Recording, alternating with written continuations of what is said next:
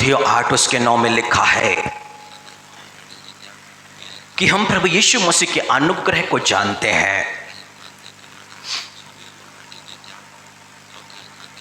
और वो इसलिए कंगाल बना कि उसके कंगाल बन जाने से हम धनवान बन जाए। हालेलुया। आज हर एक से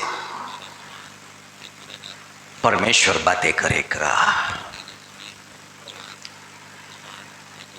हमारी सोच को आज परमेश्वर निश्चय ही बदलेगा।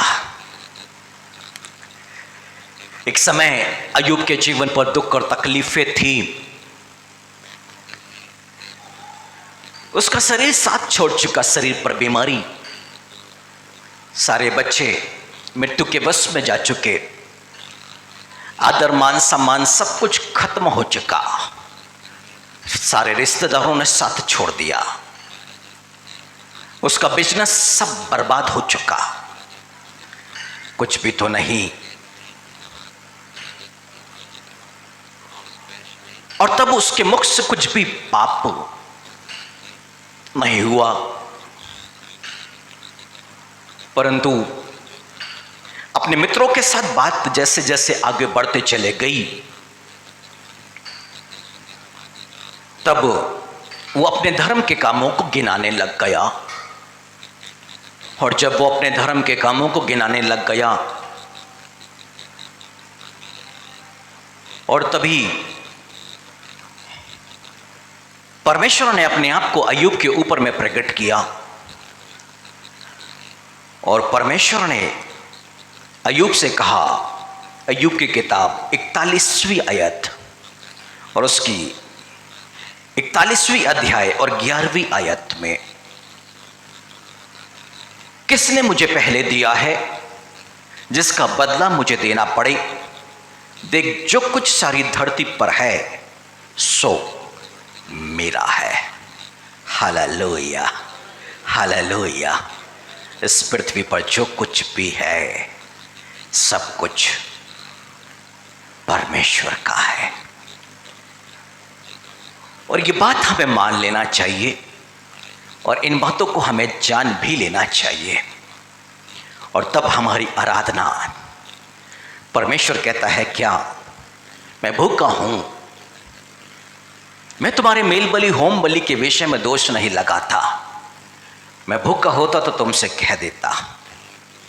परंतु परमेश्वर ने उस 50वीं अध्याय में भजन संहिता की किताब में इस बात को प्रकट किया कि सब कुछ तो परमेश्वर का है, तो उसकी आराधना क्या करें? बस धन्यवाद का बलिदान चढ़ा। धन्यवाद। अय्यूब के जीवन में जब घटना घटी तो वो सिर्फ धन्यवाद ही दे रहा था।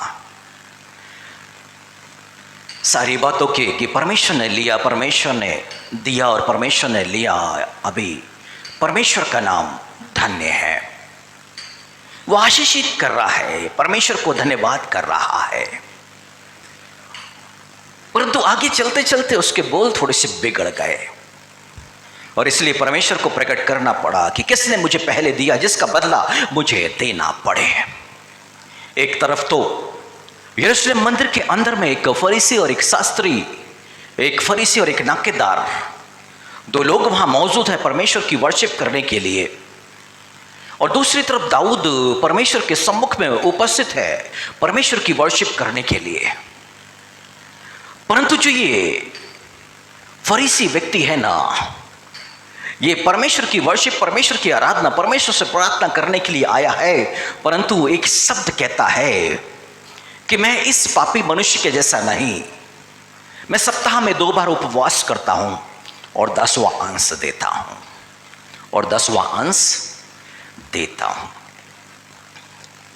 पर दाऊद जब परमेश्वर के मंदिर को बनाने के लिए जब उसने लोगों से कहा और लोगों ने ला करके सोना और चांदी सब कुछ दिया, तब दाऊद ने प्रार्थना की कि जो कुछ तूने दिया है उसी में से हम तुझे दे रहे हैं। जो कुछ तूने दिया है और परमेश्वर मनुष्यों के मन में यही तो प्रकट करना चाहता है कि इस पृथ्वी और पृथ्वी की भरपूरी सब कुछ परमेश्वर की है। और जब एक व्यक्ति इस बातों को जान लेता है और वो वास्तव में एक अच्छा सच्चा आराधक बन जाता है, उसकी आराधना स्वर्ग में ग्रहण की जाती है और ऐसे ही मनुष्यों को भी परमेश्वर ग्रहण करता है। जिस पल आराधना के लिए हाबिल और कैन परमेश्वर के सम्मुख में आए ना, तो हाबिल तो अच्छी अच्छी भेड़ों के जो पहलौठे मेमने होते हैं उनको लेकर के आया है, पर कैन के विषय में लिखा है अपनी उपज के भाग में से कुछ लेकर के आया है। परमेश्वर ने हाबिल की तो भेंट को ग्रहण किया, परंतु कैन की भेंट को परमेश्वर ने ग्रहण नहीं किया, और ना कैन को और ना कैन की भेंट को। क्योंकि कैन जिस दिन ये सीख जाएगा कि परमेश्वर ने जो आशीषें दी हैं वो आशीषें किस लिए है, जब उसको वो कार्य करने लग जाएगा, तभी तो कैन परमेश्वर के सम्मुख में ग्रहण योग्य होगा। उसकी धन और संपत्ति, उसके 10वें अंश, उसकी उपज का भाग, सब कुछ परमेश्वर ग्रहण कर लेगा। पर कैन को लगता है ये उसकी मेहनत है, उसका परिश्रम है, और इसलिए जो चाहे वो अपने धन से करेगा, अपनी संपत्ति से करेगा। और इसलिए परमेश्वर के लिए क्या लेके आया, 4 अध्याय में जाएंगे तो वहां पर पढ़ेंगे वो कुछ लेकर के आया है।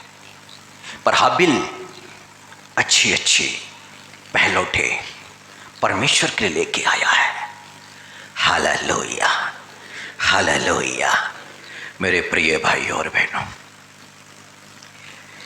2 दिन से मैं यहाँ पे प्रेयर में नहीं बैठ पाया, और कल रात को जब मैं बैठा तो मेरे पास में 2 वचन थे, परमेश्वर के वचन की सामर्थ और 41 का 11।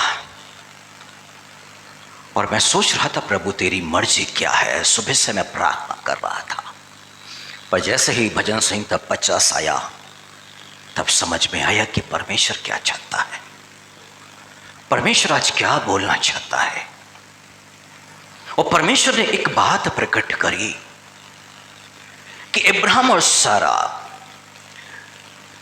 सारा जो बांझ है, जिसकी कोई संतान नहीं है, परमेश्वर ने अब्राहम को तो बुलाहट दी है कनान देश दे देने के लिए, उसके वंशज को देने के लिए, परंतु उसकी पत्नी तो बांझ है और परमेश्वर ने तो प्रॉमिस की है कि उसके वंशज को देगा।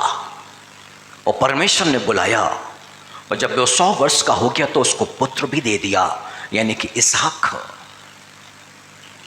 और अब्राहम और सारा के पास में अभी एक पुत्र इसहाक मौजूद है। समय बीतता चला गया, इसहाक बड़ा हो चुका है। अब परमेश्वर कहता है अपने पुत्र इसहाक को ले, मोरिया देश में जो पर्वत है वहां जा और उसे मेरे लिए होम बलि कर दे। Hallelujah, hallelujah. किसने मुझे पहले दिया, जिसका बदला मुझे देना पड़े, यही तो परमेश्वर कहता है। अब्राहम से परमेश्वर ने क्या मांगा, उसका कुछ नहीं मांगा, जो दिया था वही तो मांगा।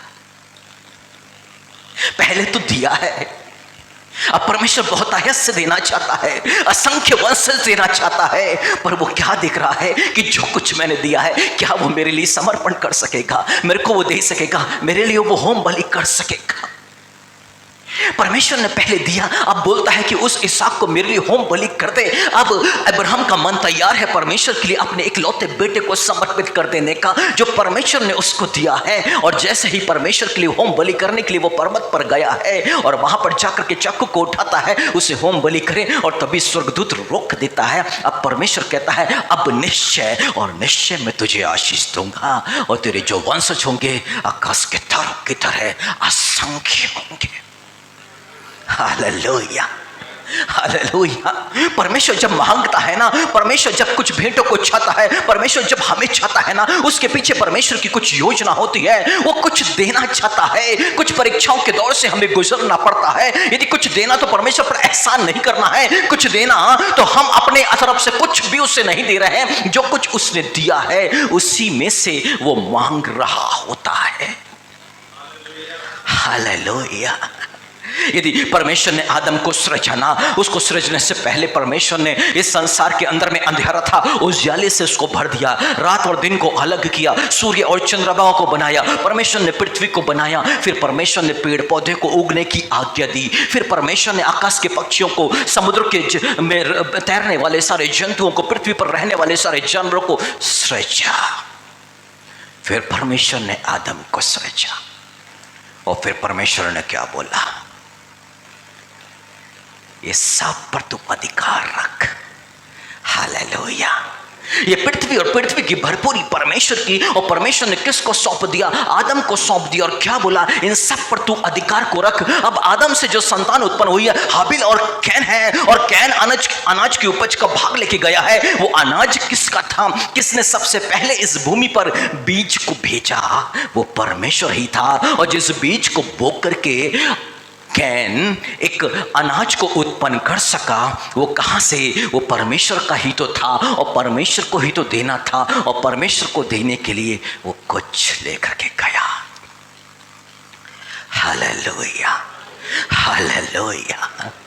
यानी कि परमेश्वर क्या कह रहा है, बोने के लिए बीज देने वाला परमेश्वर, और जब बोना होता है तो मनुष्य कैन के समान हो जाता है, कृपण हो जाता है, वो कंजूस हो जाता है, वो इन बातों को नहीं सोचता है कि मैं धन्यवाद का बलिदान चढ़ा रहा हूं। और कैसा धन्यवाद का बलिदान, कि जो कुछ तूने दिया है उसी में से तो मैं तुझे दे रहा हूं। यदि इसहाक तूने दिया है तो मैं इसहाक तुझे समर्पित कर रहा हूं। पृथ्वी की तूने अनाज मुझे दिया है, तो जो तूने दिया है उसमें से मैं तुझे दे रहा हूं। मतलब जो कुछ हमारे पास में है वो सब और सब परमेश्वर का है। Hallelujah, hallelujah, hallelujah. 96 मेरी मैरिज हुई, 96 गया, 97 गया, 98 गया, और हम परमेश्वर से प्रार्थना कर रहे, परंतु हमारी कोई संतान नहीं थी। और नवंबर का महीना था, मैं अपनी छत पर जाता हूँ और प्रार्थना करता हूँ, और दिसंबर में प्रभु हमें आशीष देता है, और अगस्त में जाके मेरा बेटा होता है। पर उस बेटे से पहले मैंने कहा, प्रभु ये तू बेटा दिया ना, वो तेरे लिए मैं समर्पित, तेरी सेवा के लिए समर्पित करूँगा। हालेलुया। विवाह के 3 वर्ष के बाद में परमेश्वर ने वो बेटा हमें दे दिया। और जानते हैं, जब 2003 में मैंने अभिषेक को पाया, परमेश्वर के दर्शन को पाया, एक बार नहीं 7 बार, और एक दिन मैं प्रार्थना में था और तभी पवित्र आत्मा में आविष्ट हो गया, पवित्र आत्मा में भर गया, और पवित्र आत्मा ने मुझसे बोला, अपने बेटे को परमेश्वर के लिए अर्पण कर। वो छोटा सा था, और घुटने में आके मेरे बाजू में बैठ करके मेरा बेटा प्रार्थना किया करता था। जब जब मैं प्रार्थना में जाता, मेरे बाजू में आ जाता, घुटने में आकर के वो प्रार्थना मेरे जैसे, और मैं जो टंग से बोलता वो नकल करने की कोशिश, परंतु परमेश्वर ने 9 साल की उम्र में उसको टंग्स भी दे दिया था। और मैं पवित्र आत्मा से बोलने लग गया कि क्या प्रार्थना करूं, क्या समर्पण करूं, मुझे समझ में नहीं आ रहा। मैं इसका हाथ पकड़ के लाया, ये घुटने के बल पर आ गया, और हम दोनों, मैं प्रार्थना करने लग गया, प्रभु मैं अपने बेटे को तुझे समर्पित करता हूं। और मेरे पीछे मेरे बेटे ने भी बोलना शुरू किया, और ऐसे करके ये अर्पण, यानी कि जो परमेश्वर ने दिया था, वो परमेश्वर ने मुझसे मांगा कि अपने बेटे को तू मेरे लिए दे, मेरी सेवा के लिए दे। Hallelujah, hallelujah.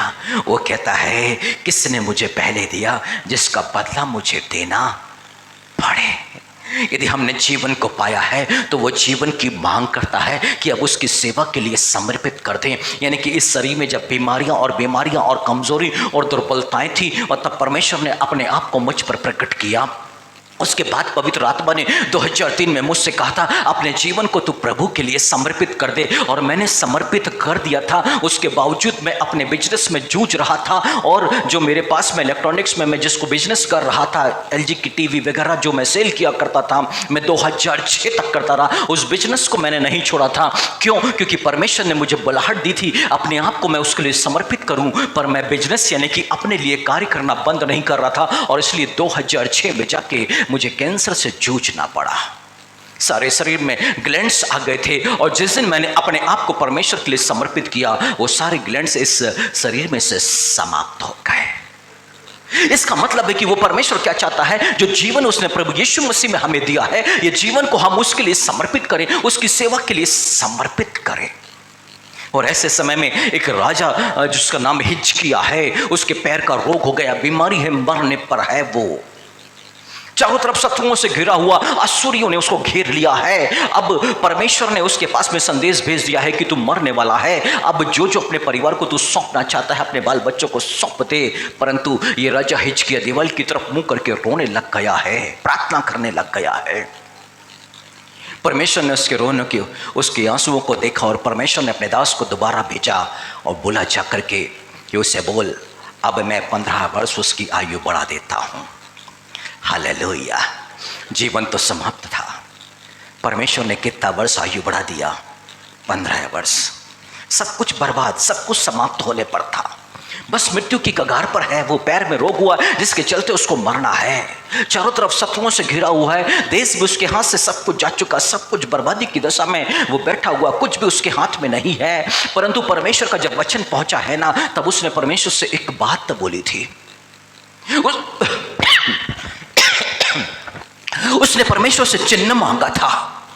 और चिन्ह किस बात के लिए मांगा था? कि इसका क्या चिन्ह होगा कि मैं यहोवा के भवन में जाने पाऊंगा। ध्यान से सुनिएगा, अब्राहम से जब परमेश्वर ने कहा कि मैं ये कनान देश तेरे वंशज को दे दूंगा, तो अब्राहम ने चिन्ह मांगा और परमेश्वर ने कुछ बातें उसको बताई करने के लिए। और उसके बाद उसकी 4 पीढ़ी तक दंड आ गया, यानी कि 4 पीढ़ी तक अब बंधुआई में रहना है। उसके बाद वो मिस्र की गुलामी से आजाद होंगे। अब्राहम ने चिन्ह मांगा। आज से परमेश्वर ने बोला चिन्ह मांग। आज बोला मैं चिन्ह नहीं मांगने का, मैं क्यों तेरी परीक्षा करूं? चिन्ह मांगना एक परीक्षा होती है।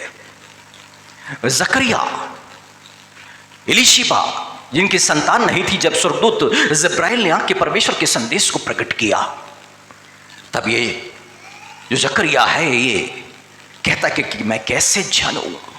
उसको एक चिन्ह चाहिए था। चिन्ह परीक्षा है। परंतु यहां पर जो हिजकिय्याह है ना, वो अपने चंगाई को पाने का चिन्ह नहीं मांग रहा है। वो कह रहा है इसका क्या चिन्ह होगा कि मैं यहोवा के भवन को जाने पाऊंगा। उसके मन में क्या है? यदि मैं चंगा हो गया, मुझे नया जीवन मिल गया, मैं परमेश्वर की सेवा करूंगा, उसकी आराधना करूंगा। वो कहता है अपने रचे हुए नए नए गीतों को गा के 10 तार वाले बाजे पर मैं परमेश्वर की आराधना करूंगा। क्या थी उसकी सोच? जब तक बीमारी थी वो परमेश्वर की वर्शिप करना चाहता था। वो 10 तार वाले वीणा पे परमेश्वर के लिए नए नए गीतों को रच के गाना चाहता था। वो परमेश्वर के भवन में जाना चाहता था। उसकी सोच थी यदि जीवन मिल गया तो मैं परमेश्वर के भवन में अपने समय को व्यतीत करूंगा, उसकी आराधना करूंगा। पर अब वो ठीक हो चुका है, असूयों से वो जीत चुका है, धन और संपत्ति आ रही है, अब वो परमेश्वर को भूल चुका है, अपनी धन संपत्ति में खो गया है। Hallelujah, hallelujah. परमेश्वर ने इससे क्या मांगा था? परमेश्वर ने जो 15 वर्ष का जो जीवन दिया है, वो जीवन परमेश्वर चाहता था वो उसकी सेवा के लिए समर्पित हो जाए, वो उसकी आराधना करे, नए नए गीतों को गा के वो परमेश्वर की आराधना को करे। परंतु हिजकिय्याह कर क्या रहा है? बेबीलोन के राजदूत आते हैं, घमंड दिखा रहा है, क्योंकि रुपया पैसा आ रहा है ना, उसको भोग कर रहा है, उसमें खो चुका है अपने जीवन को। उसने सोचा कि मेरा जीवन यही है, कमाओ खाओ, ये जीवन नहीं है। जो जीवन मिला है वो परमेश्वर के लिए, परमेश्वर के भवन में बैठ के उसकी वर्शिप करना था उसको। पर वो 15 वर्ष वो उड़ा रहा है भोग विलास में। पैसा आता है, खाना है और ऐसे रहना है। और जब बेबीलोन के राजदूत आए हैं, उनको ले जाके अपनी धन संपत्ति दिखा रहा है। हालेलुया। वो एक सच्चा आराधक नहीं रहा। एक बहुत अच्छा राजा था एक समय पर अब सच्चा आराधक नहीं, जिसके लिए उसको चुना गया है परमेश्वर की आराधना के लिए 15 वर्ष दे दिया परमेश्वर ने कि अब परमेश्वर की महिमा करेगा कि नया जीवन पाया है, अब वो परमेश्वर के लिए व्यतीत करेगा। परंतु क्या कर रहा है? भोग विलास में अपने जीवन की अपनी आयु को उड़ा रहा है। अब परमेश्वर का दास पहुंचा है। बेबीलोन के जो राजदूत आए थे, क्या दिखाया? राजमहल दिखाया। क्या दिखाया? धन संपत्ति दिखाई। ठीक है, अब सब बेबीलोन में चला जाएगा तेरा, और तेरी जो संतान है वो खोजे खोजे बन करके रहेंगे। खोजे का मतलब जानते हैं? खोजे का मतलब जानते हैं? पुराने नियम में ऐसा होता था कि एक राजा बहुत सारी रानियों को कर लेता था। अब उनकी देखरेख के लिए वो खोजों को रखते थे। मतलब एक ऐसे पुरुष जो ना पुरुष रहेंगे ना स्त्री रहेंगे, ये हालत कर दी जाती थी। इस राजा को बोला तेरे बेटों की ये हालत कर दूंगा और मेरी रानियों की देखरेख करेंगे। अब ये कर्ज, ये श्राप, भोग विलास का जीवन जीने का कर्ज आया है वहां पर। ये वो क्या कर रहा है? परमेश्वर की वर्शिप करना नहीं चाहता है। वो उसको लगा कि जो जीवन मिल गया है इस संसार के अंदर में, जो भी विलासिता की चीज है उसको पूरी तरह से भोग करो, भोग करो, भोग करो। हालेलुया। किसने मुझे पहले दिया जिसका बदला मुझे देना पड़े?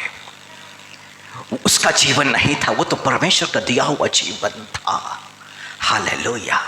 आज मसीही लोग तरसते हैं, श्रापित जीवन को जी रहे हैं। उसके पीछे एक वजह है।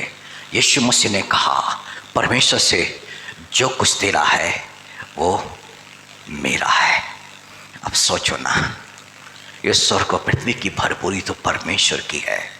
कौन ही उसे कहता है जो तेरा है वो मेरा है? यदि ये पृथ्वी और पृथ्वी की भरपूरी परमेश्वर की है तो फिर कहना चाहिए ना ये मेरा है। हालेलुया। क्यों मसीह जगत आज 1000 स्क्वायर फीट भूमि के लिए तड़पता और तरसता है? क्यों जीवन संघर्ष करके सिर्फ उसको बनाने के लिए पूरा जीवन व्यतीत कर रहा है, पूरा जीवन खत्म कर रहा है सिर्फ वो 2-4 कमरे का घर बनाने के लिए? क्यों? क्योंकि उसने पृथ्वी को अपना सब कुछ मान करके बैठ गया और वो सोचता है कि यही सब कुछ है, यहीं पर जीना, यहीं पर कमाना, यहीं पर बनाना, और नहीं किया तो कुछ नहीं किया।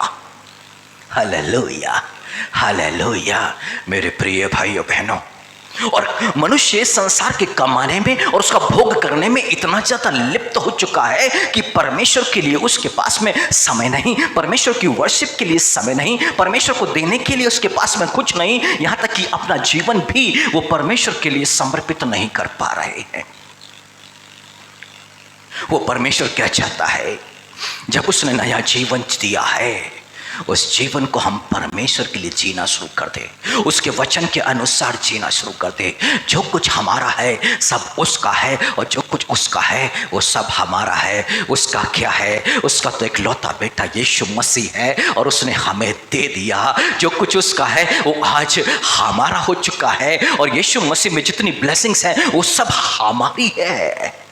Hallelujah, hallelujah. उसने अपने बेटे को हमारे लिए दे दिया। उसका जो बेटा था अब वो हमारा है। अब हमसे क्या चाहता है? वो हमारा जीवन और जो कुछ हमारा है वो सब तो उसका है। पर ये राजा हिजकिय्याह ना अपने जीवन को बांध बैठा कि ये सब कुछ इसी का है और इसका भोग इसी को ही करना है, और इसलिए वो 15 वर्ष वो कैसे व्यतीत कर रहा है।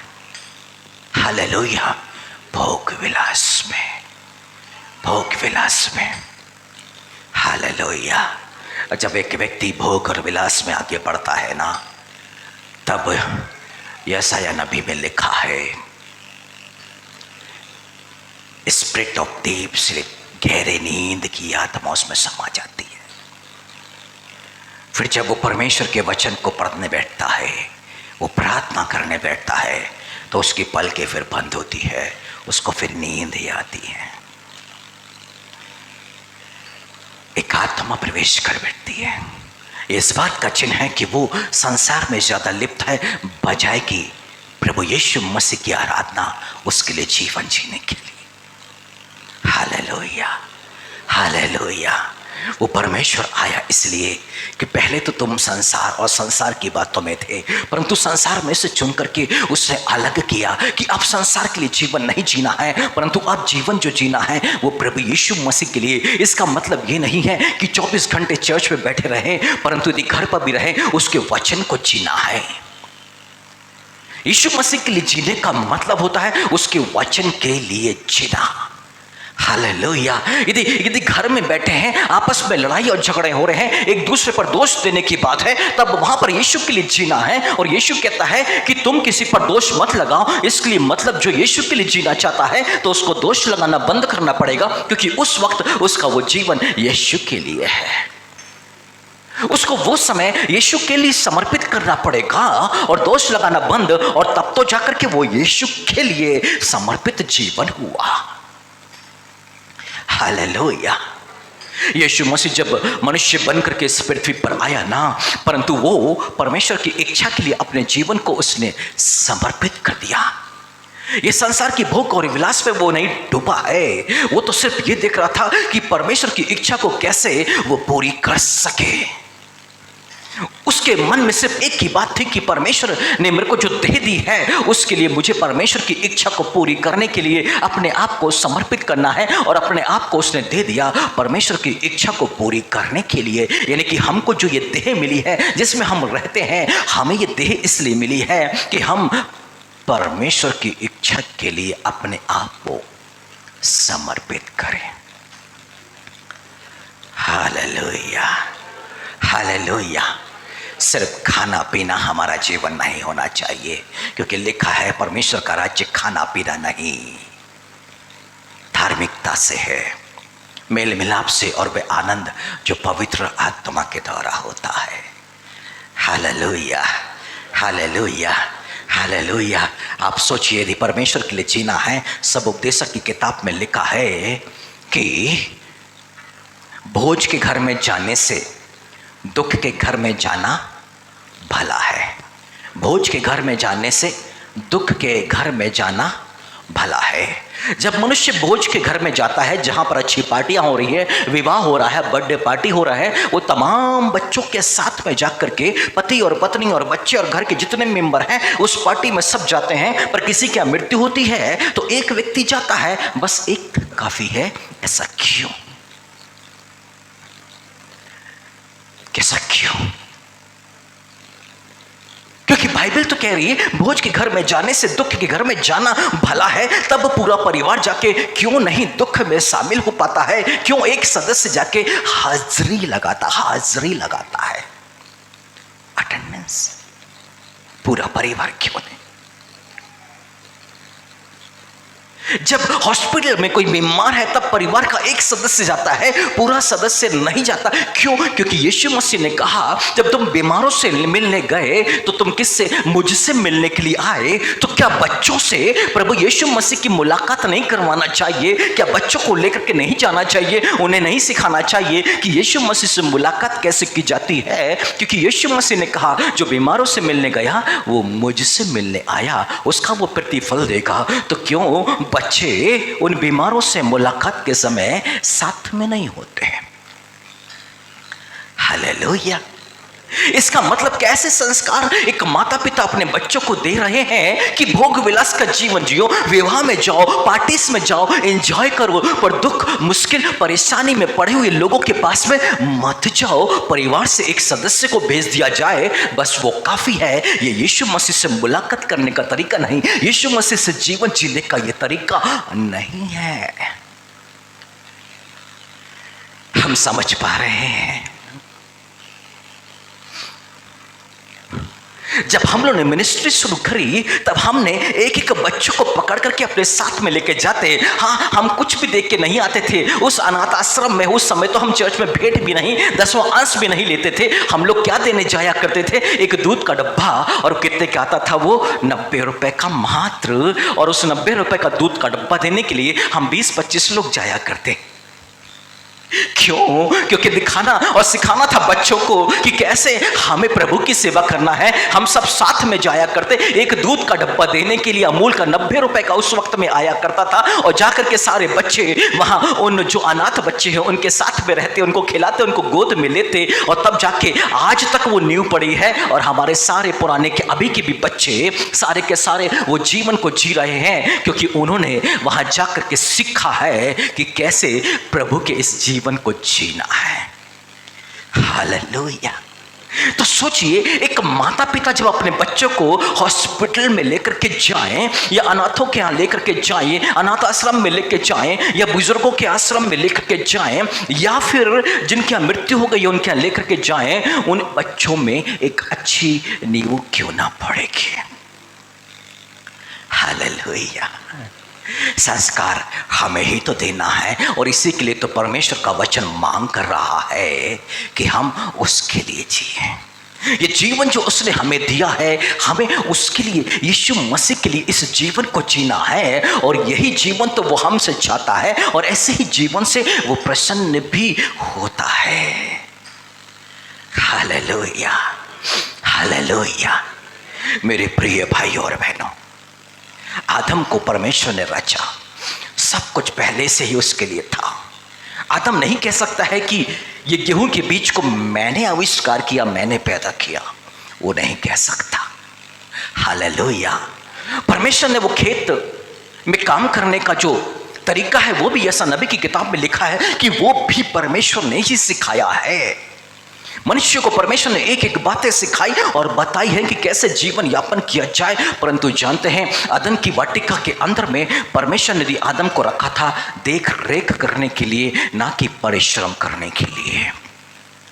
देख रेख करने के लिए, ना कि परिश्रम करने के लिए। परिश्रम तो तब आया जब आज्ञा का उल्लंघन हुआ, पर जब तक आज्ञाकारिता थी तब तक तो देख रेख था। यानी कि सुपरवाइजर, आपको एक लीडरशिप दी जाएगी कि आप बस एक देख रेख करो और काम करो, आपके अपने बिजनेस में, आपकी नौकरी में। परंतु मसीह लोग परिश्रम करते हैं, परिश्रम करते हैं।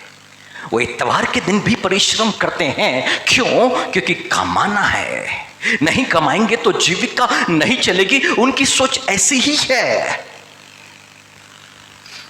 यदि हमने इन भेंटों को, 10वें अंश को प्रभु को दे दिया, तो हम फिर आगे क्या करेंगे? एक ऐसी सोच है मसीह की। परंतु यीशु मसीह कहते, जो तेरा है वो मेरा है। यदि पृथ्वी की भरपूरी परमेश्वर की है तो वो फिर हमारी होना चाहिए। परंतु बाइबल कहती है यीशु मसीह इसलिए कंगाल बना कि उसके कंगाल बन जाने से हम धनवान बने। आज मसीही जगत पर आशीष रोकी हुई है, क्योंकि उन्होंने देना नहीं सीखा। अपना जीवन, अपनी संतान, अपनी धन संपत्ति जिस दिन वो प्रभु के लिए सौंपने को तैयार हो जाएंगे, उस दिन वो आशीष के पात्र हो जाएंगे। बहुतायत की आशीष परमेश्वर उन पर उंडेलने लग जाएगा। एक भांज स्त्री थी, नाम था हन्ना। भांज कुछ भी नहीं, एक भी संतान नहीं, संतान पैदा ही नहीं हो रही थी। चिढ़ती थी, कोड़ते रहती थी। पर एक दिन प्रभु के मंदिर में पहुंची और प्रभु के मंदिर में बोला, यदि तू मुझे पुत्र देगा ना तो वो मैं तुझे दे दूंगी। और परमेश्वर ने उसे पुत्र दे भी दिया, और अभी वो दूध छुड़ाया गया है, और दूसरा बच्चा तो अभी हुआ ही नहीं है। और दूध छुड़ाने के बाद में जाकर के वो सीधे मंदिर में एली के हाथों में सौंप दिया, जैसे उसने परमेश्वर के लिए अर्पण करने के लिए कहा था। और जाकर के वो दे करके आ गई। हालेलुया। दे करके तो आ गई। परमेश्वर ने उसकी कोख को खोली और भी बच्चे वहां पैदा होने लग गए। उसकी और भी संतान आने लग गई है, क्योंकि लिखा, दिया करो तो तुम्हें दिया जाएगा, दिया करो तो तुम्हें दिया जाएगा। यदि हन्ना की परमेश्वर ने को खोल दी है ना, तो और भी संतान के लिए है। परंतु वो परखी जा रही है, क्या वो परमेश्वर को देगी? जैसे उसने वायदा किया था, क्या वो कर पाएगी? और जैसे ही वो करती है, वो आशीष के पात्र बन जाती है। जैसे अब्राहम करता है, वो आशीष का पात्र बन जाता है। पर हिजकिय्याह राजा ना श्रापित हो गया, क्योंकि जैसा परमेश्वर ने चाहा था, आशीष देना चाहता था परमेश्वर, पर वो पाने का पात्र नहीं बन पाया।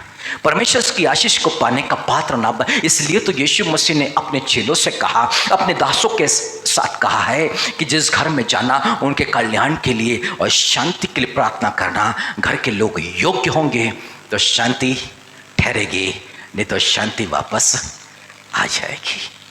Hallelujah, hallelujah. वो योग्यता को हासिल करना है। वो योग्यता को यदि आप देखें तो एलीशा जहां से जाता है, वहां पर एक किसी परिवार में वो रुकता है। एलिया जिस रास्ते से जाता है, वहां किसी परिवार पर वो रहता। वो परिवार के घर में वो जाकर के रुकता। तो उन्होंने क्या किया है, ऊपर एक कमरा बना दिया है कि जब भी परमेश्वर के दास आएंगे तो इसमें आराम से वो सो सके, क्योंकि अभी तो नीचे चहल पहल है ना। तो उन्होंने ऊपर के जो छत थी, वहां पर एक कमरा बना दिया कि प्रभु का दास आए तो आराम से यहाँ पे खा पी करके ये सुकून से सो सके। हालेलुया। उन्होंने कुछ दिया। हालेलुया। क्या पाया? किसी ने संतान को पाया। जब एलीशा रुका तो और जब उसकी मृत्यु हुई तो वापस जीवन को भी पाया, क्योंकि उन्होंने देना जानते थे। हालेलुया। जो देना जानते हैं परमेश्वर भी उनको देना जानता है। हालेलुया। बाइबल कहती है अपने लिए नाप तैयार करो, जिस नाप से तुम नापते हो उसी नाप से तुम्हारे लिए नापा जाएगा। एलीसा जिस घर में रुका था उन्होंने जो नाप से नापा है एलीसा के लिए, परमेश्वर ने भी उसी नाप से उनके लिए नापा है। एलिय्याह के लिए जो किया परमेश्वर ने भी उनका वो नाप तैयार किया। अब्राहम ने जो किया परमेश्वर ने उसका नाप तैयार कर दिया है। हालेलुया। पर हिजकिय्याह का नाप देखिए क्या था, और इसलिए उसके नाप तो कुछ भी नहीं था कि वो पा सके सिर्फ श्रापित होने के। Hallelujah, hallelujah, hallelujah. हम एक शहर में जाया करते, वो शहर के लोग उतने सक्षम नहीं हुआ करते, और हम जब वहाँ पर गए तो उन्होंने बेचारों ने सबसे पहली बार जब वहाँ पर पहुँचे तो हम लोग 6-7 लोग चले गए, काफ़ी लोग चले गए, और हम तो बचपना भरा था, हमें नहीं मालूम कितने लोगों को नहीं लेके जाए करके, और लेके गए तो एक ही जन कमाने वाला, बहुत सैलरी भी नहीं थी, और उन बेचारों ने टेंट हाउस से गद्दे और सब, ठंड का समय था, वो दिवाली के आसपास का समय था, और सारी व्यवस्था करी। हालेलुया। वो किसी चर्च में जाते थे, वहाँ के पास्टर को ये ड्यूटी थी, वो पास्टर ने पूरे वो गद्दे वद्दे और जो ओढ़ने का था सब पूरा व्यवस्था किया, खाने की उन्होंने पूरी व्यवस्था की। वो एक किराए के मकान में थे, और उसके बाद उनका यह समर्पण ना, परमेश्वर के दासों का आदर, उन्होंने ये नहीं देखा कि ये रिश्तेदार हैं या ये हैं, पर उनको मालूम था कि हमें प्रभु के दासों के लिए क्या करना है, उन्होंने किया। आज उन खुद के मकान पर है, लाखों बैंक बैलेंस है, 3 संतानें अच्छा कमा खा रही है, सबकी इनकम 50,000 से ऊपर है, एक कदम हाथ तो 1.5 लाख रुपए भी कमाता है, पैसों की कोई कमी नहीं है। आशीषित है वो परिवार, क्योंकि उन्होंने जब कुछ नहीं था तब देना सीखा, अब तो वो और ज़्यादा दे रहे हैं।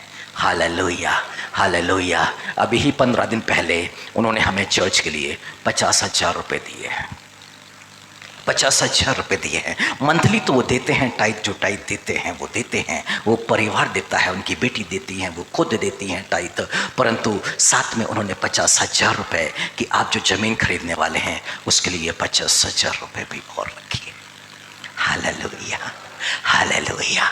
उनका नाप कैसा होगा, उनका नाप कैसा होगा, आप सोच के देखिए। अब्राहम के जीवन से उन्होंने अपनी चिंता नहीं करी कि पति प्राइवेट जॉब करता है, पेंशन है नहीं, कैसे चलेगा, एफडी कर देंगे, जोड़ लेते हैं पैसा, उन्होंने चिंता नहीं करी, प्रभु के लिए दे दिया कि भविष्य तो प्रभु जाने। जब आज तो यहाँ तक लाया है आगे भी वो संभालेगा, क्योंकि बाइबल यही कहती है कल की चिंता ना करना। ये उनके लिए लिखा है जो कल की प्लानिंग करते हैं, परमेश्वर के वचन को नहीं जीते हैं। हालेलुया। किसने मुझे पहले दिया जिसका बदला मुझे देना पड़े, और जो कुछ आज हमारे पास में है वो सब परमेश्वर का दिया हुआ है, परंतु वो कहता है वो बोने वाले को बीज देता है, यानी कि वो बीज मनुष्य को बोना चाहिए। हम किसके लिए क्या कर रहे हैं, किसको उधार दिया नहीं, वो तो बीज था जिसका प्रतिफल तो परमेश्वर आपको देगा। वो वापस ना दे, परंतु परमेश्वर उसका प्रतिफल आपको देगा। Hallelujah, hallelujah. आपने कंगालों को दिया, वो वापस नहीं देगा, पर उसका प्रतिफल परमेश्वर आपको देगा। आपने चर्च में दिया, चर्च से प्रतिफल नहीं आ रहा है जरूरत के समय, कोई नहीं, उसका प्रतिफल परमेश्वर देगा, क्योंकि परमेश्वर ने क्या बोला था लेवियों के लिए ना, जब भूमि का बंटवारा हुआ ना इस्राएल देश में, तो परमेश्वर ने बोला लेवियों को कोई जमीन भूमियों में कुछ नहीं देना, कुछ भी मत देना। वो कहाँ रहेंगे, चर्च में रहेंगे, जहां आराधना होती है वहां रहेंगे, उनका कुछ नहीं होगा। परंतु लोगों से कहा लेवियों को तुम नहीं भूलना, जब जब तुम्हारी संपत्ति बढ़े तुम दे, उनका भाग उनको दे दे, ये आज्ञा परमेश्वर की तरफ से आई है। हालेलुया। लेवियों का भाग क्या है, परमेश्वर ने बोला सारे 10वें अंश को और भेंटों को मेरे भंडार में लाओ, ये लेवियों का भाग है। Hallelujah, hallelujah, hallelujah. और इसलिए तो यहाँ पर कृपणता नहीं करनी है। गरीबों को देते समय, उधार देते समय, परमेश्वर का भाग देते समय कृपणता नहीं दिखानी है, वहाँ पर कंजूसी नहीं करनी, दिल खोलना है। और क्यों? आज मसीह जगत जो गवर्नमेंट जॉब में हैं, उनकी सारी की सारी संतानें जिन्होंने इस वचन के अनुसार जीवन को नहीं जिया, उनकी जो संतान है वो बेरोजगार हैं और वो आज तक भी कुछ नहीं कर पा रही हैं। वजह ये कि गवर्नमेंट जॉब होने के बाद में, एक अच्छी इनकम होने के बाद में उन्होंने परमेश्वर के वचन को नहीं जिया, इसलिए उनकी संतान आज कठिन परिश्रम कर रही है। वो परिश्रम जो आदम को अदन की वाटिका से निकालने के बाद में करना पड़ा। Hallelujah, hallelujah, hallelujah. यानी कि जो परिवार परमेश्वर के वचन को, जो अनाथ आश्रम जाता है, जो उधार मांगते हैं, वो मना नहीं करते हैं, उनको दे देते हैं, भले ही वो वापस ना मिले, वो परमेश्वर के भाग को दे रहे होते हैं। और ऐसों की संतान आज आशीषित हो रही है, अपनी उम्मीद से भी बढ़ के उनकी सैलरियां बढ़ते जा रही हैं, प्रमोशन होते चले जा रहे हैं और वो नित्य ऊंचाई पर जाते जा रहे हैं। क्यों? क्योंकि परमेश्वर ने उनके लिए नाप तैयार किया है और परमेश्वर का जो नाप है वो अद्भुत है उनके जीवन पर। यानी कि जो उनका देने का तरीका था, अब परमेश्वर ने भी देने का तरीका उनके लिए बदल दिया है। Hallelujah, hallelujah, hallelujah, hallelujah. मैं गवाही के लिए मैं तारीफ नहीं कर रहा हूं, मैं जो कुछ करता हूं क्योंकि बाइबल ऐसा कहती है, बाइबल ऐसा कहती है कि अपने अगुओं के विश्वास को देख करके उसका अनुकरण करो। मतलब आपका अगुआ जो है किस विश्वास के, किस स्तर पर है, किस स्तर पर है। Hallelujah, hallelujah. पिछले साल मेरे को सैलरी की चर्च से ज़रूरत नहीं है, जो कुछ लोग मुझे लव गिफ्ट देते हैं उससे मेरी जीविका चल जाती है। परंतु हमारे वकील ने बोला नहीं नहीं, आपको खर्चा बनाना है और सैलरी एक 10,000 रुपये नियुक्त कर दी गई। और जब 10,000 रुपये सैलरी मुझे मिलने लगा तो उसमें से मैंने सोचा कि क्या करना, रख करके चर्च में ही कर देंगे। तो मैंने हर महीने अपनी वो जो सैलरी हम लेते थे उसमें से 6,000 रुपये चर्च में देना शुरू कर दिया। रसीद ये बच्ची काट दिया करती थी और 6,000 रुपये हमने देना। और जैसे ये अप्रैल में आया, परमेश्वर ने मुझे 73,000 रुपीज़ दे दिया। 12 72, 1,000 रुपये बल्कि ऊपर। जो बोया था ये रख और फिर से इसको बो। Hallelujah, hallelujah. वो क्या देख रहा है। और यहाँ से उसने मुझे उधार बनाना शुरू किया। यहाँ जब भेंट की थैली आती है, आपने मुझे कभी भी नहीं देखा होगा उसमें भेंट डालते हुए, कभी भी नहीं देखा होगा। पर रात को 12 बजते हैं, चर्च के अकाउंट में मैं एक अमाउंट ट्रांसफ़र कर देता हूँ, एक अमाउंट में ट्रांसफ़र कर देता हूं, क्योंकि मुझे तो चर्च में भेंट देनी है। अब यहां पर मैं निकालूं और पर्स खोलूं और डालूं, ये मुझे लगता नहीं। और इसलिए मैंने क्या किया, ऑनलाइन में चर्च के अकाउंट में ट्रांसफ़र कर देता हूं। जो भी मेरा भाग उस पर है वो प्रत्येक इतवार संडे की सुबह सुबह चर्च के अकाउंट में चला जाता है, क्योंकि बाइबल जो सिखाती है। Hallelujah, hallelujah. मुझे किसने दिया? उसका दिया हुआ है और ये मेरा नहीं है। जो कुछ उसने दिया है उसमें से ही मैं उसको दे रहा हूं। और वो मुझे क्यों देना सिखा रहा है, और जब मैं देना शुरू करूंगा तो वो बीज है जिसको वो आशीषित करेगा। Hallelujah, hallelujah, hallelujah. मेरे प्रिय भाइयों और बहनों, ये परमेश्वर हमसे क्या चाहता है? बाइबल ऐसा कहती है, निर्गमन यदि 12:35 में हम आ जाएं तो परमेश्वर ने मिस्रियों के, जो मिस्र के दासत्व में थे जब इजराइली लोग, तो परमेश्वर ने क्या किया? मिस्रियों के दिल को ना दयालु किया। किन के प्रति? इजराइलियों के प्रति। और जब ये इजरायली मिस्र के दासत्व में से निकलने लग गए तो इन्होंने क्या किया? उनसे सोना मांग लिया, उनसे चांदी मांग ली, उनके अच्छे अच्छे कपड़ों को मांग लिया। परमेश्वर ने ये सब क्यों दिलाया इनको? क्यों दिया परमेश्वर ने? अब ये लोग ना कनान देश की यात्रा पर है। अब वहां पर परमेश्वर की वर्शिप करना है, और परमेश्वर की वर्शिप के लिए कुछ तो पास में होना चाहिए। तो वर्शिप के लिए सारी चीजें कौन? परमेश्वर व्यवस्था देख रहा है, परमेश्वर उनकी व्यवस्था कर रहा है। और जब फिरौन ने मूसा से कहा था कि तुम जितने पुरुष हैं चले जाओ, तो मूसा ने फिरौन से कहा था, नहीं, हमारी पत्नियां, हमारे बच्चे भी जाएंगे उस आराधना में, हमारी सारी संपत्ति, जितने जानवर हैं सब जाएंगे। ना जाने परमेश्वर वहां पर क्या मांग ले, और पूरी धन और संपत्ति के साथ में ये परमेश्वर के पास में चले हैं। और उस सीनै पर्वत पर जब मूसा परमेश्वर के पास में गया हुआ है, 40 दिन 40 रात वहां पे ठहरा हुआ है। जो धन और संपत्ति इनको दी गई थी, इसलिए ने क्या किया, वहां से अपने सोने को आग में डाला है और वहां से बछड़ा निकल के आया, उसकी वर्शिप कर रहे हैं। और मनुष्य क्या कर रहा है, आज धन की पूजा कर रहा है, धन की वर्शिप कर रहा है। बात बछड़े की नहीं है, वो अपने धन का गुलाम हो चुका है। और यही तो परमेश्वर दिखा, ये धन मैंने इसलिए नहीं दिया कि तुम उसके गुलाम हो जाओ, ये धन इसलिए दिया है कि तुम भलाई के काम कर सको, परमेश्वर की आराधना कर सको, जरूरतमंदों की सहायता करो, भलाई के काम करो, ताकि अनंत जीवन को भी पालो और इस जीवन पर भी तुम धनवान हो जाओ। वो बीज है, वो परमेश्वर ने गुलाम बनने के लिए नहीं दिया है, वो परमेश्वर ने इसलिए दिया है कि उसका सही उपयोग कर सके। Hallelujah, hallelujah. और इसलिए तो यीशु मसीह ने विधवा के उस जो 2 अधेले उसने डाले, उसने कहा सबसे बड़ा, क्योंकि जो उसके पास में था वो दे दिया। यीशु मसीह उनको नहीं देख रहा जिनके पास 1 लाख रुपए हैं और वो 10,000 देते हैं तो कोई बड़ा काम नहीं किया, पर जिसके पास थोड़ा सा था और वही उठा के दे दिया, वो सबसे बड़ा बलिदान है। इसहाक अब्राहम के पास 1 ही था, वो उठा के दे दिया, सबसे बड़ा बलिदान। हन्ना के पास 1 ही था, वो उठा के दे दिया, सबसे बड़ा बलिदान। और परमेश्वर उनका अगुवा रहा, जिसका 1 ही पुत्र था, वो उठा के दे दिया, वो हमारा आदर्श है। Hallelujah, hallelujah. जब जो आखिर में बचता है नहीं होता है, बहुत से लोगों का सवाल होता है, अब जब प्रभु देना शुरू करेगा तो देना शुरू करेंगे, नाप तो अभी तैयार होगा, जब नहीं है तो देंगे, तब परमेश्वर वो देगा जो समझ से बढ़ करके होगा। Hallelujah, hallelujah. हन्ना ने अपने बेटे को कब दिया परमेश्वर को, जब उसके पास में नहीं था, वचन दे दिया था मैं दे दूंगी, और दे दिया। हालेलुया।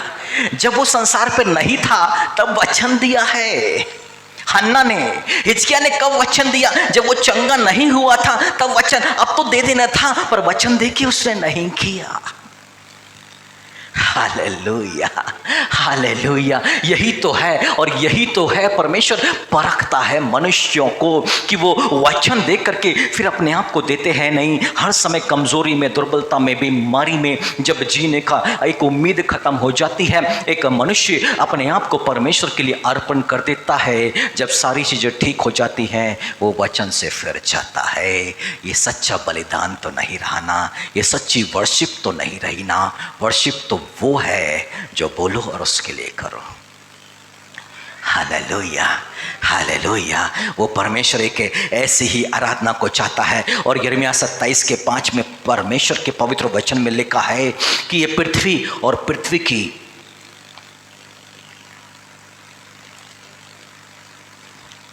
को और पृथ्वी पर के मनुष्यों और पशुओं को अपनी बड़ी शक्ति और बढ़ाई हुई भुजा के द्वारा मैंने बनाया, और जिस किसी को मैं चाहता हूं उसी को दे दिया करता। अब मैंने ये सब देश अपने दास बेबीलोन के राजा नबूकदनेस्सर को आप ही दे दिए हैं, और मैदान के जीव जंतुओं को भी मैंने उसे दिया है कि वे उसके अधीन रहे। ये सब जातियां उसके और उसके बाद उसके बेटे और पोते के अधीन उस समय तक रहेंगी।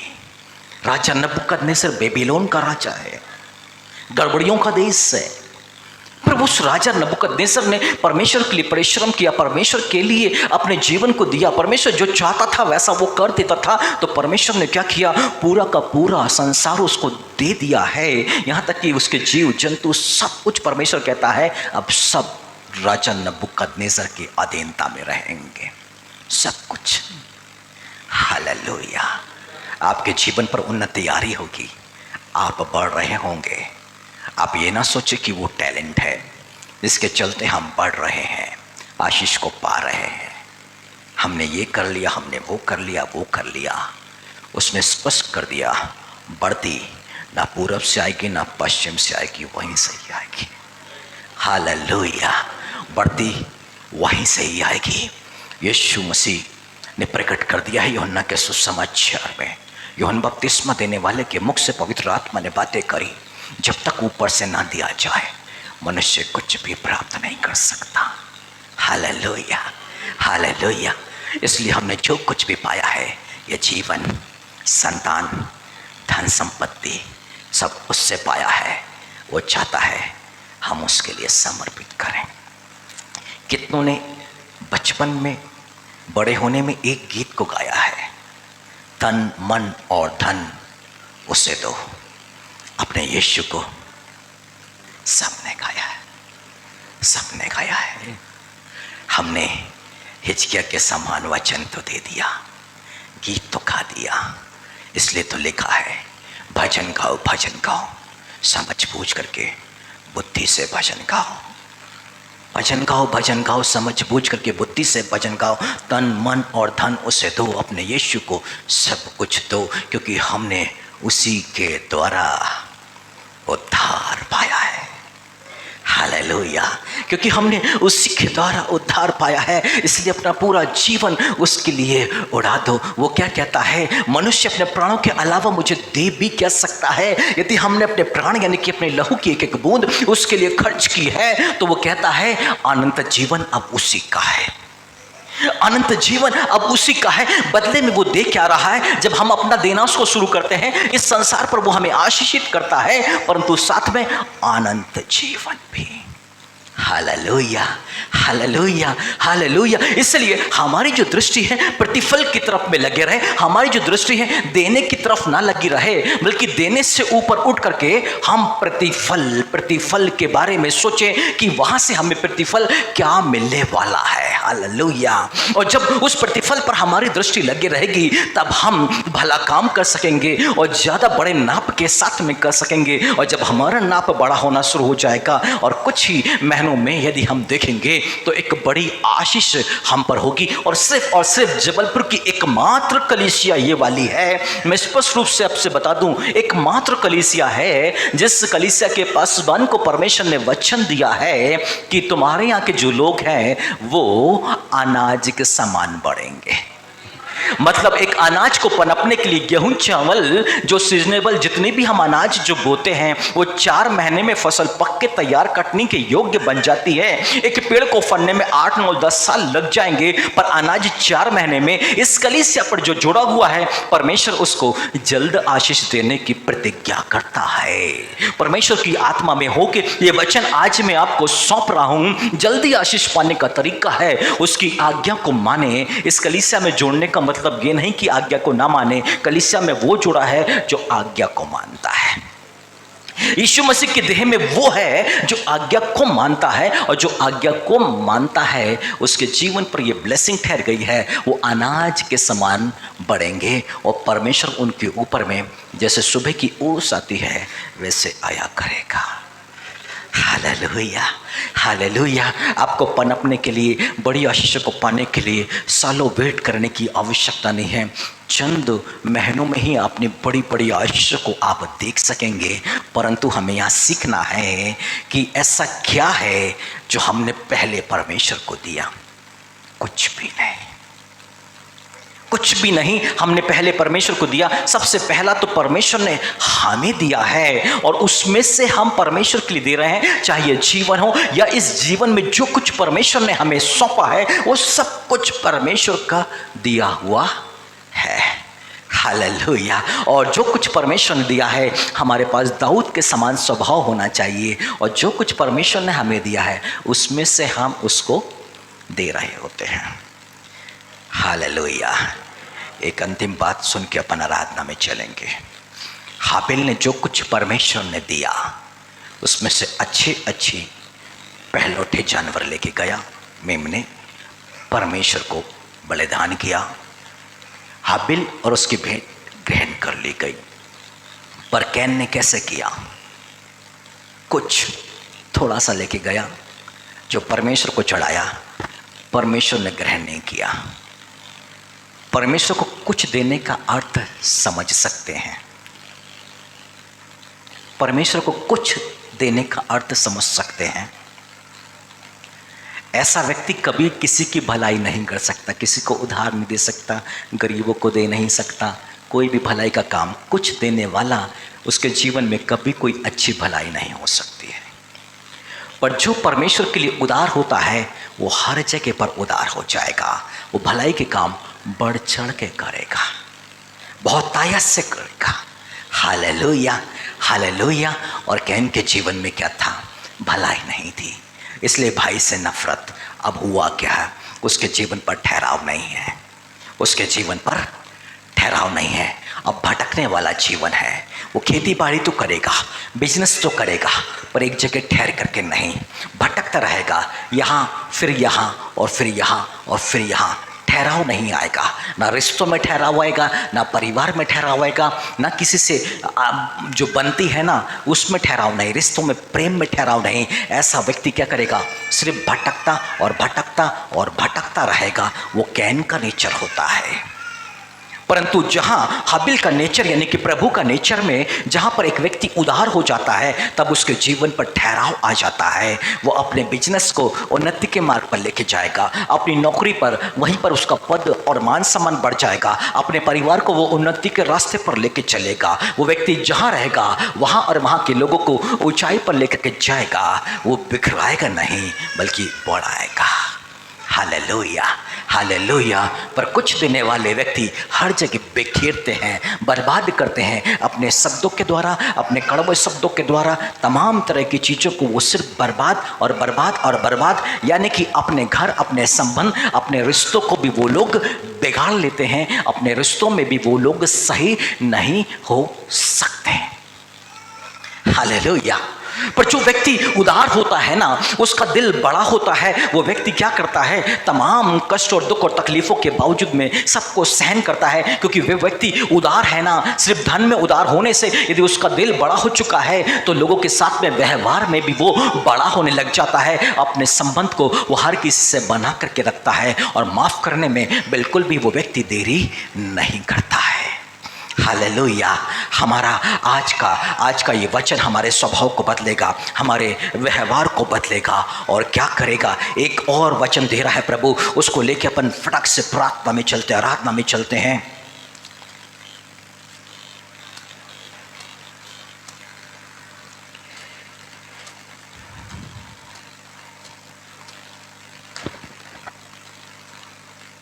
हाँ, यशायाह नबी की किताब 32वीं अध्याय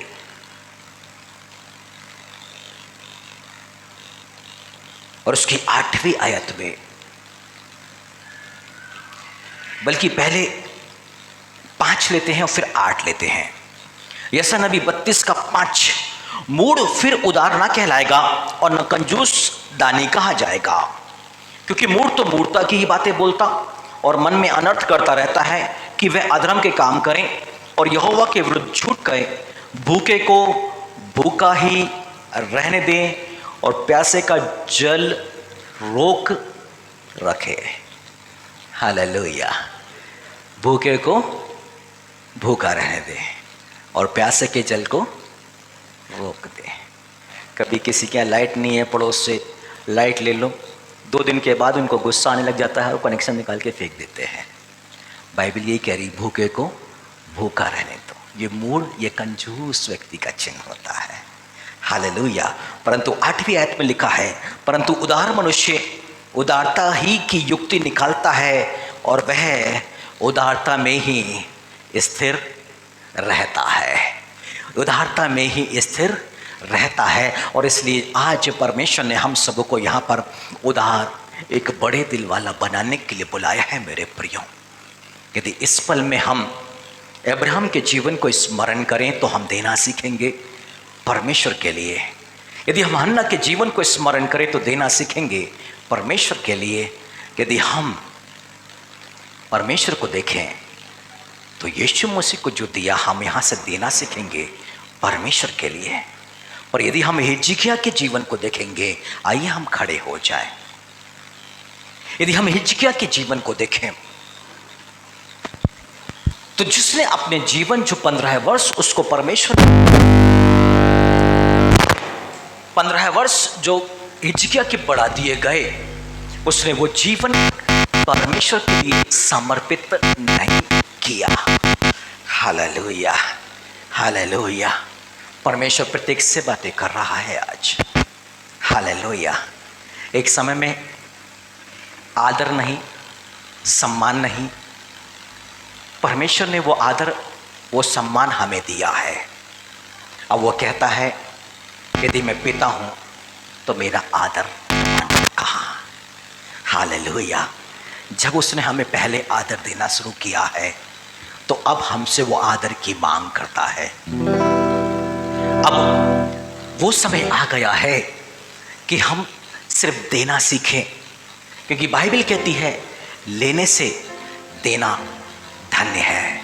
यानी कि आदर देंगे तो आदर मिलेगा, मनुष्यों से भी, परमेश्वर से। हालेलुया। परमेश्वर के वचन के अनुसार देना सीखेंगे तो वो हमारे नौकरियों पर, हमारे बिजनेस पर, हमारे परिवार पर आशीषों की झरोकों को खोल देगा।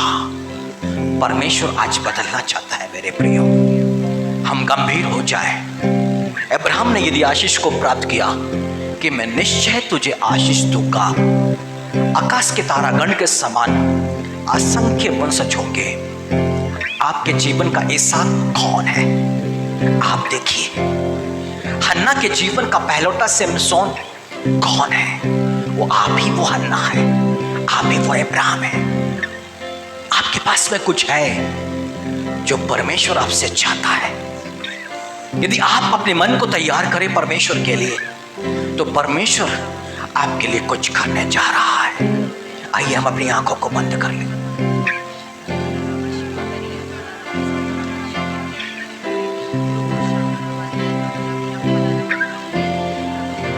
हालेलुया।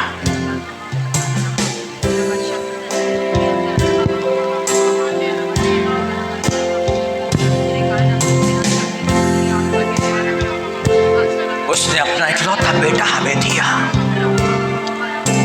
और इकलौते बेटे यीशु मसीह ने क्रूस पर अपने आप को हमारे लिए दिया।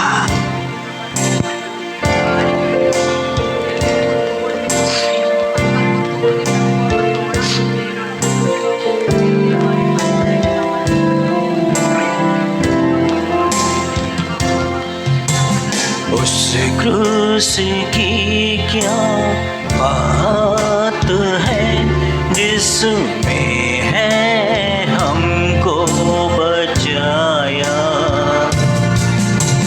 यीशु मसीह ने तेरे लिए मेरे लिए लहू बहाया।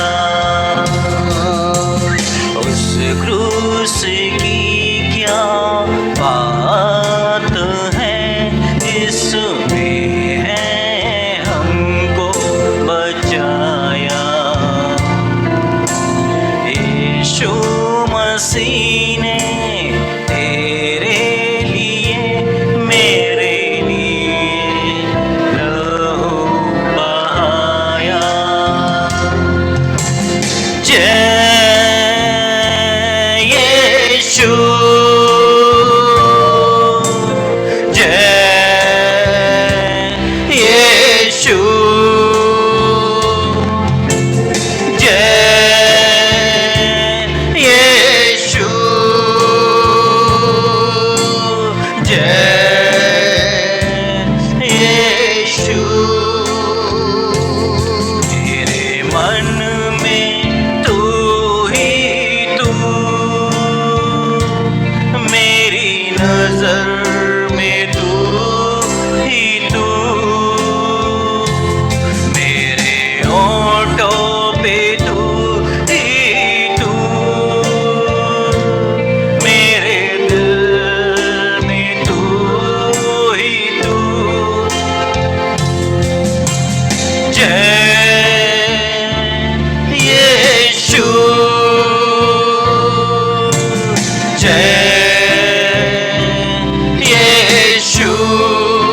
हालेलुया। जय यीशु, जय यीशु, मिलके कहें जय यीशु,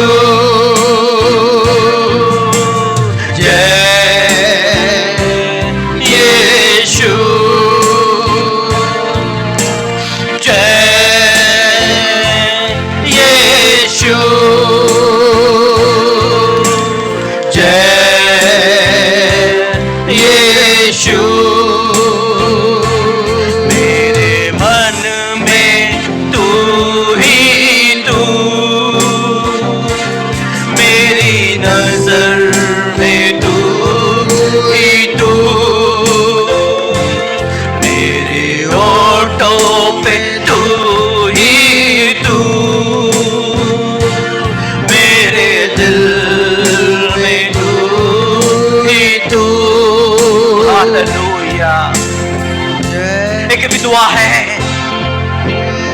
और अकाल के देश में वो रहती है। एक टाइम की एक रोटी बची है, मैदा बचा है। उनके घर में मात्र 2 रोटी बनेगी, वो और उसका पुत्र खाएंगे और उसके बाद उनके पास कुछ नहीं है खाने के लिए। सामने मृत्यु है, अकाल की वजह से वो मरने पर है,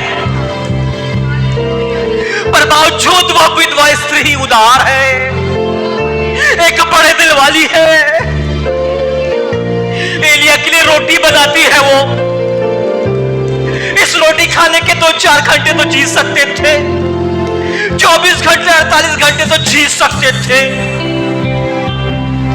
कोई बात नहीं, 48 घंटे पहले मौत आ जाए कोई बात नहीं, पर परमेश्वर के इस दास को ये रोटी मुझे खिलाना है।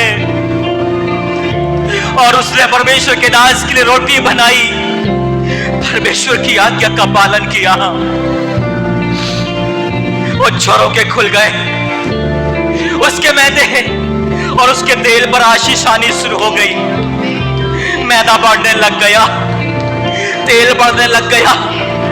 अकाल के समय तक ना मैदा खत्म हो रहा है और ना तेल खत्म हो रहा है। ओ रीना बाबा बारशे, ओ हालेलुया। कुछ लोगों के ऊपर में वो झरोके इस पल में खुले हुए हैं।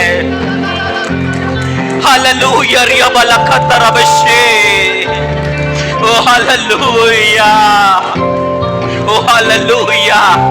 ओ रे बे रशतोरी खंद्र बंदेरा बशे, ओ हालेलुया। परमेश्वर ने आपके समर्पण को देखा है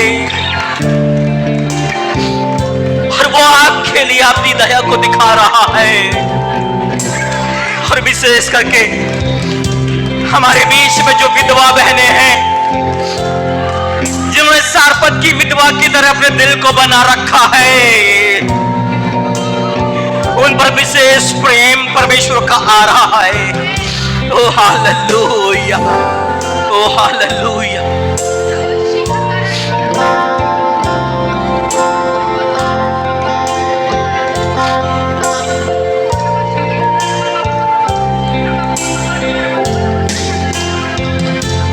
यशाया ने देखा प्रभु को ऊंचाई पर बैठा सिंहासन पर, राजाओं का राजा उसकी महिमा से मंदिर भर गया। दूतों ने कहा पवित्र पवित्र अति पवित्र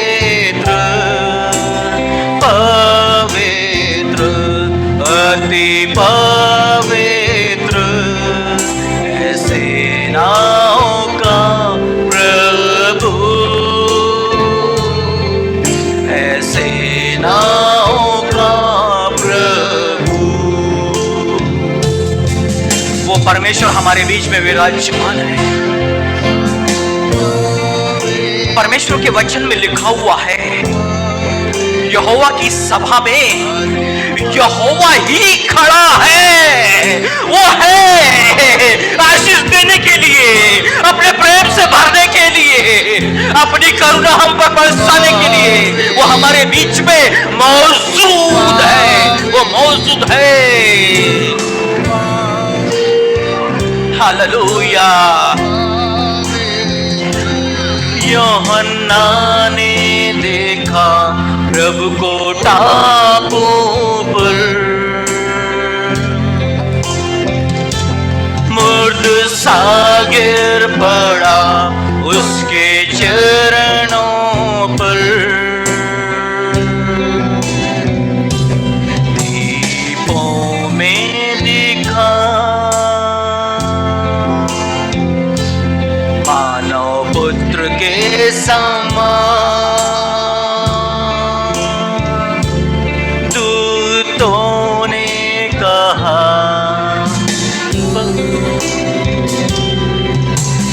पवित्र ऐसे नाम का प्रभु, ऐसे नाम का प्रभु। हे मेरे पवित्र पिता, आपने अपने इकलौते बेटे को दे करके हमें देना सिखाया है पिता। और यीशु मसीह, आपने तो अपने ही जीवन को दे करके हमें और भी बढ़ के देना सिखाया प्रभु जी, कि हम अपनी चिंता ना करें, क्योंकि हमारी चिंता करने वाले आप और पिता मौजूद है ना। आपने हमारे लिए जीवन को दिया और परमेश्वर ने आपको जीवन दे दिया प्रभु जी। हम भी ऐसा ही देने सीखे प्रभु जी, ताकि हम आपसे प्राप्त कर सके आपकी आशीषों को। अनुग्रह कीजिएगा प्रभु जी। हम जितने यहाँ पर मौजूद हैं, हर एक पर आपकी दया को चाहते हैं प्रभु जी।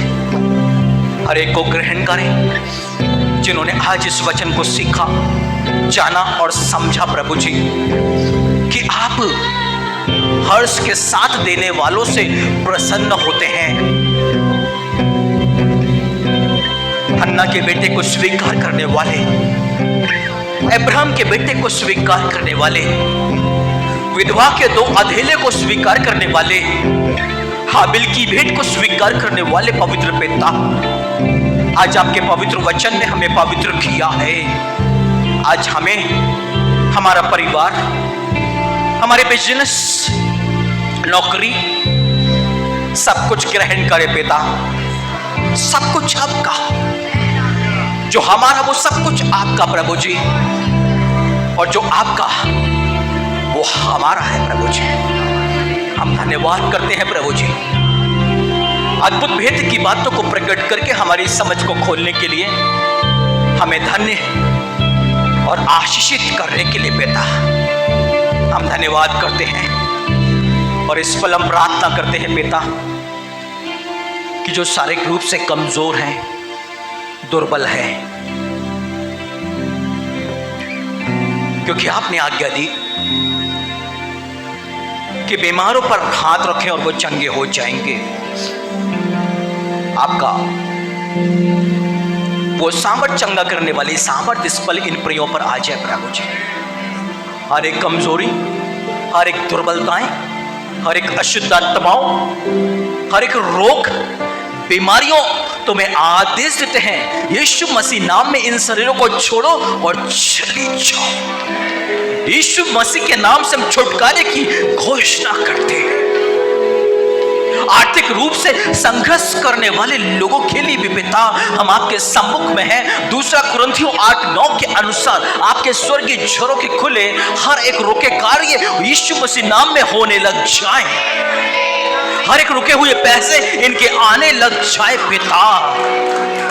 जहां जहां इन्होंने बोया है, आज से वो बीज इनके फलवंत होने लग जाए पिता, यीशु मसीह नाज़री के नाम से। आमीन, आमीन और आमीन।